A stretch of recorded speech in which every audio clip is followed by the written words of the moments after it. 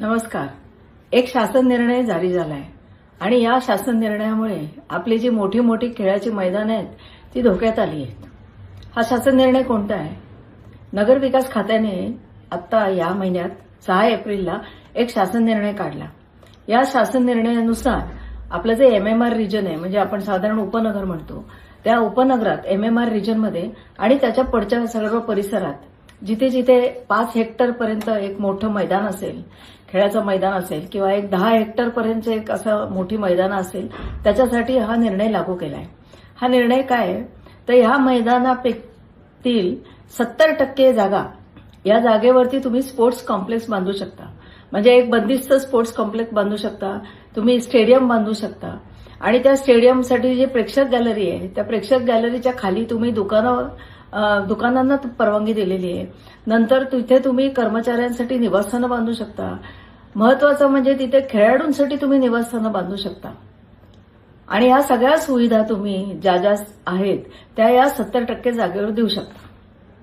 आता मुळात एक बंदिस्त स्पोर्ट्स कॉम्प्लेक्स बांधल्यानंतर मैदानाची खुली मैदानाची जागा किती राहील याबद्दल शंका आहे. पण हे एवढ्यावरच थांबलेलं नाही.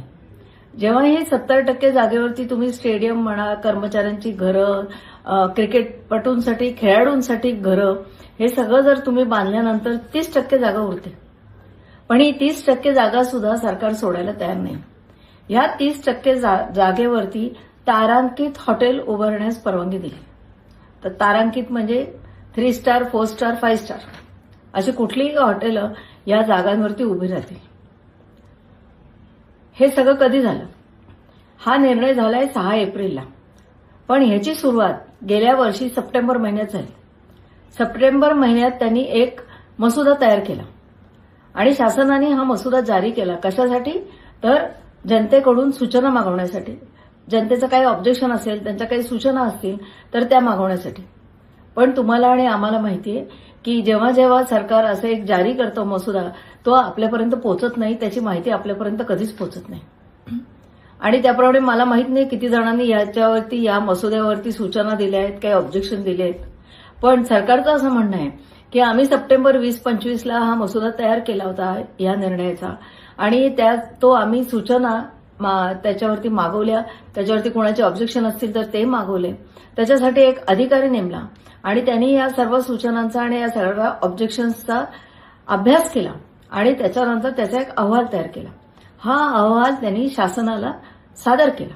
हा अहवाल सादर केल्यानंतर त्याच्यात काय काय म्हटलेलं आहे त्याचा शासनाने अभ्यास केला आणि तो अभ्यास करून हा 6 एप्रिलचा शासन निर्णय जारी झालेला आहे. आपल्या नगर विकास खात्याने हा निर्णय जारी केला आहे. तेव्हा तुम्ही आता लक्षात घ्या की एमएमआर रिजनमध्ये किंवा त्याच्या पुढे जर कुठेही खेळाचं मोठं मैदान दिसलं तुम्हाला तर त्या मैदानातल्या 70% जागेवरती हे स्टेडियम बांधू शकतात आणि स्टेडियम बांधून त्याचं स्पोर्ट्स कॉम्प्लेक्स करू शकतात. कर्मचाऱ्यांसाठी, खेळाडूंसाठी घरं बांधू शकतात, दुकानं सुरू करू शकतात आणि जी 30% जागा आहे त्या 30% जागेवर ते पंचतारांकित हॉटेल करू शकतात, ते मॉल बांधू शकतात, ते दुकानं बांधू शकतात, त्या कुठलाही त्याचा वापर करू शकतात. एक पंचतारांकित हॉटेल जर एखाद्या मैदानाच्या जवळ आलं तर त्याचे काय परिणाम होतील हे तुम्ही सहज जाणू शकता.